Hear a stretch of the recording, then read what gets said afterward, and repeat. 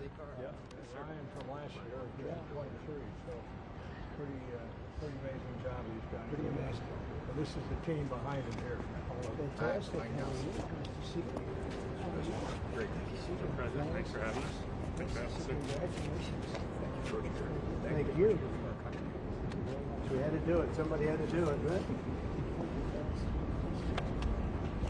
Well, thank you very much, everybody. We have a very special day for a lot of reasons, actually, if you really think about it. But this is a day because Roger Penske's a great friend of mine.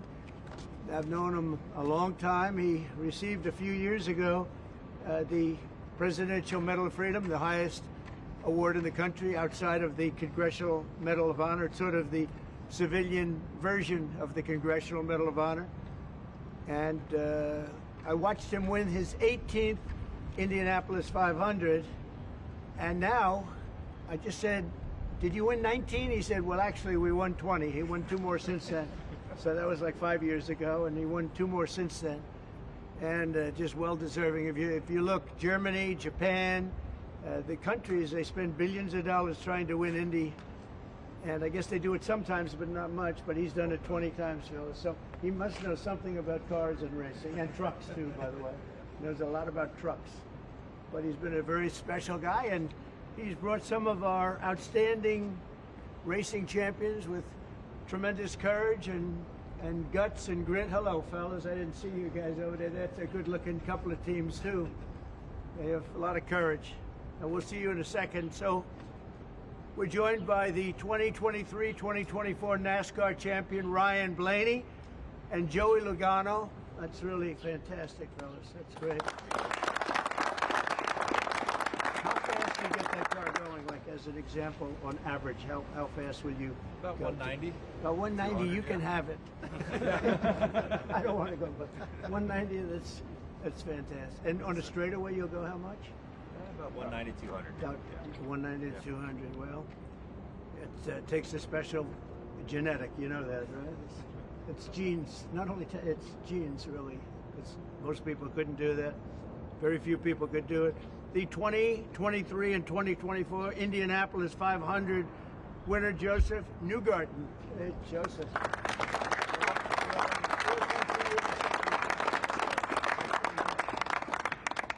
And the 2025 champions of the 24 Hours of Daytona, Felipe Nasser, Nick Tandy, and Lawrence Ventura. Thank you, sir.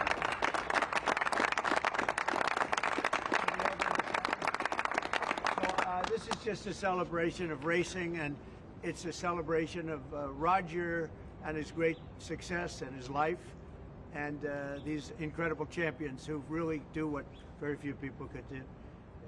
Mentally, psychologically, it's a big factor here, like it is in all sports, really, but you need a great physical ability. People that do this, they don't realize what great athletes they are. It's just not the car. I had a friend, he's a very successful guy, but he was a driver, and started off, he wanted to be a race car driver. He wanted to be like you. He wanted to be just like Joey Logano. and he had it for business, but he didn't have it for he said, I just couldn't compete with the good drivers. He couldn't do it no matter what he did. And he got lucky. He went into business and made a lot of money. He was very successful. But he said, I couldn't press the accelerator down all the way, and the best drivers could. So there was just a difference. It was really, I never forgot that story. But these are great champions, and it's a great sport. And what you've done in Indianapolis also with the track and everything has been incredible. I mean, it's really incredible. People tell me it's been amazing. I'll have to get there. I'm going to have to get there maybe this year with you. But Open invitation. well, thank you very much. Thank you. And we did Daytona. We went around the track in the Beast, what's called the Beast, with the thick windows and the whole thing, and you're not supposed to hear anything, but I heard the fans, they were going crazy outside, so it was a great honor. So I just wanted to welcome them to the White House, a special place, very, very special place, and we love champions, and these are the greatest champions in the world. These are the greatest champions in racing, and it's an honor to have you all, and thank you very much. All of you, thank you very much. I wouldn't ride in that thing if you paid me. How fast will that go? 240 plus. 240. Yeah. That's unbelievable. Weapon. Two-time winner of the Indianapolis 500. consecutively, right? Yes, sir. So what the hell are you doing? What do you eat? A Because lot I of want milk. some. Drinking a lot of milk, hopefully. Okay, I'm going to take some. And that one is pure speed and endurance, right? Correct, sir. Speed and endurance. Is that car a very different car than, let's say, this one? Very different? Very different. Very different. Yeah. Made for... You gotta last so many hours, Right. and we all share the car, so three A drivers, totally different engine. different engine, Everything's different. everything. And you'll go, is it 24 hours? Yeah. That's a long time. And that car just, there's no let up, it's just constant, right? That's fantastic. Congratulations. That's endurance. Endurance is a big factor in life and success, I can tell you. So you guys have it. Well, thank you very much. Would you like to ask Roger or any of these champions any questions while we're here?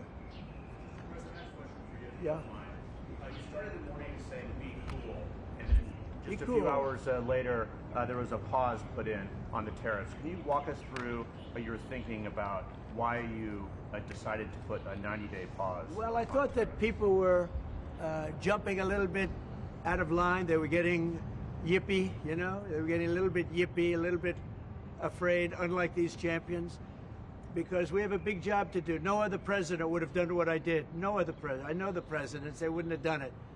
And it had to be done. What was happening to us on trade, not only with, you know, if you look at it, not only with China, but China was by far the biggest abuser in history, and others also, but somebody had to do it. They had to stop because it was not sustainable. Last year, China made $1 trillion off trade with the United States. That's not right. And now I've reversed it. It's for a short period of time, but we made $2 billion. We're making now $2 billion a day. And somebody had to do it. Roger actually said it. Charles Schwab was here a little while ago, one of the great financial people, and he said he's been waiting for 40 years for somebody to do what I did over the last month. And if you didn't do it, you wouldn't have a country. It wouldn't be sustainable. So I'm honored to have done it. And, you know, look, nothing's over yet, but we have a tremendous amount of spirit from other countries, including China. China wants to make a deal. They just don't know how quite to go about it. You know, it's one of those things they don't know how quite. They're proud people. And President Xi's a proud man. I know him very well. And they don't know quite how to go about it, but they'll figure it out. They're in the process of figuring it out, but they want to make a deal. And we have many other countries, as you know, many more than 75, and they all want to come. And they want to come here, or they'll go to Commerce, or they'll go to Treasury. We have our great senators here and congressmen. They'll call John. They'll do somebody. They'll go through somebody, but they're all calling. How do we do this? They all want to make a deal. Somebody had to do what we did, and I did a 90-day pause for the people that didn't retaliate, because I told them if you retaliate, we're going to double it. And that's what I did with China, because they did retaliate. So we'll see how it all works out. I think it's going to work out amazing. I think that our country is going to be at the end of a year or shorter, but I think we're going to have something that nobody would have dreamt possible. A man like Roger Penske, I don't want to get him in trouble with China, so I won't, but he would know that you have to, someday you have to cut the bow and you have to do what you have to do, right, Roger? And that's what I did, and I'm very happy to have done it. Mr. President, was there anyone the Prime Minister of Greece just told Breitbart's Matt Boyle that he thinks absolutely the European Union and the United States could work out a trade deal that's win-win and, quote, mutually beneficial to both sides. What do you think about the Prime Minister's comments, and do you think a deal could be struck with the European Union? First of all, I know him. He's a good man, and I appreciate his comments. Yeah, a deal can be made with every one of them. A deal's going to be made with China. A deal's going to be made with every one of them. And there'll be fair deals. I just want fair. They will be fair deals for everybody. But they weren't fair to the United States. They were sucking us dry, and you can't do that. You know, we have $36 trillion of debt for a reason. We don't have it there for fun. They have it for a reason. And people took advantage of our country, and they ripped us off for decades. I've been thinking about this for decades. If you ever saw me on television, I was young like these guys. And it was a good old days, I'll tell you, Roger. But I was like these guys, young, and I was talking about it. Nothing changed, and nothing was done about it. Then I did it, In my first term, I did it, and did it well. We took in hundreds of billions of dollars from China and others, and I started the process, but then we had to fix up from the COVID mess caused by China. We had to fix up from that, and we did a good job of doing it. And when we handed back the reins after a rigged election, and when we handed back the reins, the stock market was higher than it was before COVID coming in. So, you know, we did a great job, but we didn't have time to do the big thing, which we're doing now. And it's, you know, it's like a patient is sick, you have to do surgery. A patient is very, very sick. And Joe Biden handed us over a country that was in very serious trouble, economically and in every other way. They let China run away with things. They let other countries run away with things. And maybe worst of all, in a certain way, is what they did at the border. We had people pouring into our country by the millions. Many of them were murderers and drug lords and thieves and people from prisons from all over the world. And they were people from mental institutions, insane asylums. They were taking their mentally insane, and they were dumping them into our country. And I'll tell you, Tom Homan and Kristi Noem are doing a fantastic job in removing them. And now the courts, the Supreme Court just gave us numerous good rulings where we have to be able to get them out. You had other judges trying to take over the system. And think of it, they take over, they want these people coming back, Tren de Aragua from Venezuela, the Venezuela jails that cut off the fingers of a man in Colorado. They cut off his fingers because he called the police looking for help. They said, "Did you call the police?" He said, "Yes, I did." "Put your hand down," and they cut off the fingers. This is what they want to bring these people back now. And I want to thank the president of El Salvador for the job he's done, because that's the way it has to be done. And it's too bad. Yeah, please. Chuck Schumer and Nancy Pelosi, they've been talking about tariffs for decades. How come when these Democrat elites want tariffs, everything's hunky-dory, but when President Trump wants tariffs, all hell breaks loose? Do you see this double standard? I love this guy, whoever the hell that is. That's really nice. I appreciate that question. No, Chuck Schumer and Nancy Pelosi, everybody knew you had to do it, but they never had the guts to do it. It does take guts. It even takes guts for our country to go through it. That's why I say be cool. They were saying about, see, just be cool. It's going to work out. It's going to work out, and it's working out. I can tell you, working out maybe faster than I thought. But I said it's going to take a little conditioning. It's a transition to. It's really, I think it's a transition to greatness. It's going to be greatness. Our country is going to be. There'll be nothing like it, and people investing in our country, they're going to do better than they've ever done before. We have more car manufacturers, Roger, coming into our country now. Speaking of cars. We've never seen anything like it. And they're coming in because of the election, but they're coming in because of the tariffs, because they don't want to pay 25 or 50 or whatever it may be. They don't want to pay that. They can't pay that. We had 3 cancellations in Mexico, building a plant. They're all coming into the United States. Canada, they're coming in. From China, they're coming in from everywhere. And that's just cars. We have chip makers come. We're the biggest chip maker in the world from Taiwan, coming in, spending $3 billion to build plants, and mostly a big plant. This is a hell of a plant when you spend the kind of money there. That they're going to go $200 to $300 billion, not million. You know, you'd say million would be the right number. It's not. $200 to $300 billion. Think of that. $300 billion. If you look at Apple is going to spend $500 billion building a plant. They wouldn't be doing that if I didn't do this. They'd just keep building them in China.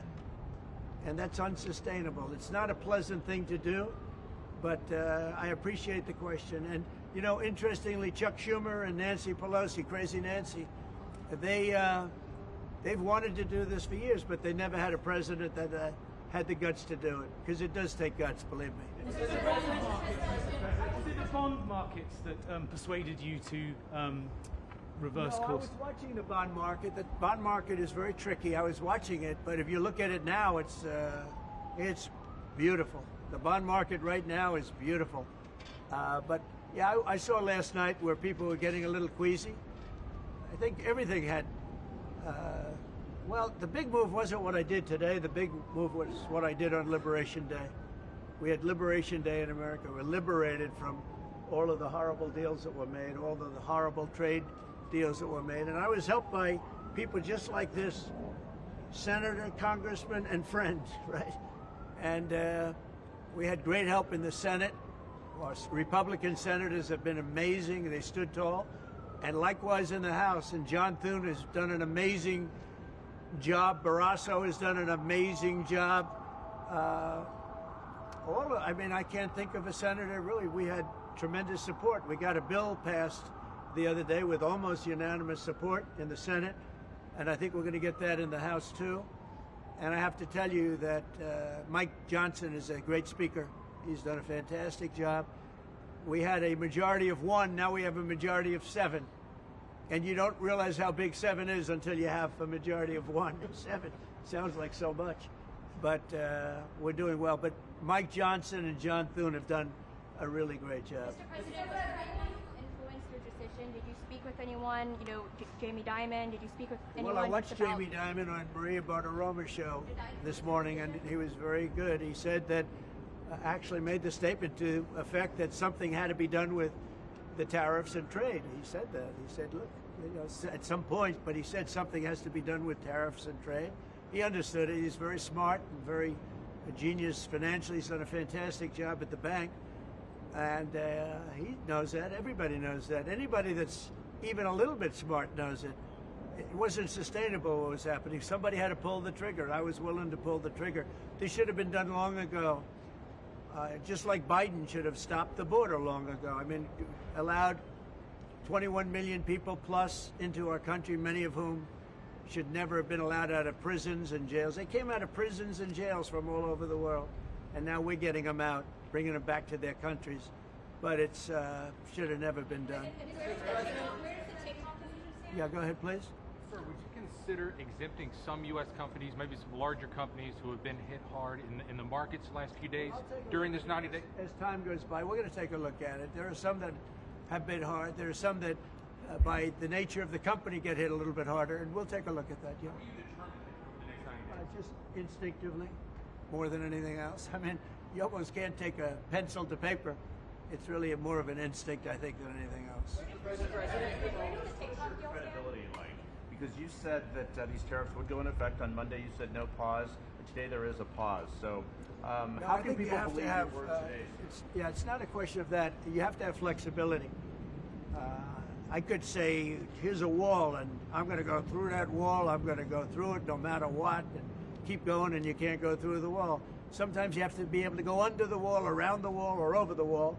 These guys know that better than anybody, right? You got to go around them sometimes. You're not going to go through them. So I consider, you know, I think in financial markets, because they change. Look how much it changed today. We went from, you know, pretty moderate today, but over the last few days it looked pretty glum, to, I guess they say it was the biggest day in financial history. That's a pretty big change. And I think the word would be flexible. You have to be flexible. Like he's asking the question about some companies. Some companies, through no fault of their own, they happen to be in an industry that is more affected by these things than others. You have to be able to show a little flexibility. And I'm able to do that. I'm going to say hello to these champions because they are great champions. I got to say hello.